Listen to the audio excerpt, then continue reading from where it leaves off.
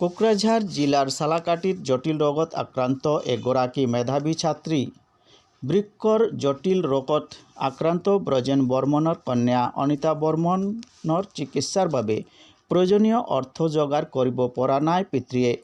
অনিতাক সুস্থ কৰি তুলিবলৈ মুখ্যমন্ত্ৰী হিমন্ত বিশ্ব শৰ্মা আৰু বিটিচিৰ মুখ্য কাৰ্যবাহী সদস্য প্ৰমোদ বড়োক আজি সোমবাৰ দিনা আহ্বান জনায় পিতৃয়ে ব্ৰজেন বৰ্মনে। এচেলি বেমাৰটো হৈছে এইটো এচেলি বেমাৰ হ'লে এনেকুৱা নিজে ব্লাডটো শুকাই দিয়ে, কিডনি নষ্ট কৰে, হাৰ্ট নষ্ট কৰে, নহয়বা চকু নষ্ট কৰে। এই এচেলি বেমাৰটো হৈছে।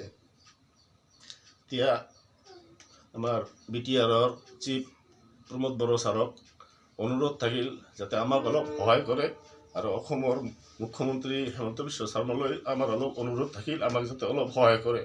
মই এতিয়া ভাগৰি গৈছোঁ, মই আৰু নোৱাৰোঁ, ঋণ ধাৰ কৰি হয়ৰাণ হৈ গৈছোঁ।